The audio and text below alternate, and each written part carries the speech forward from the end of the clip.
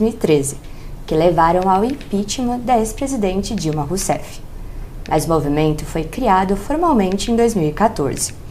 Renan Santos fundou o Partido Missão em 2025, legenda pela qual disputa a presidência da República.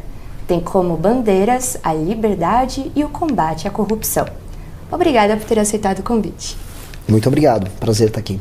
Agradeço também a todos que assistem a este programa. Essa entrevista está sendo transmitida no estúdio do Poder 360, em Brasília, em 21 de maio de 2026.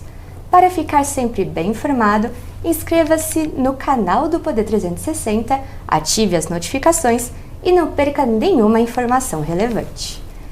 Pré-candidato, para começar a nossa conversa, eu gostaria de citar a última pesquisa eleitoral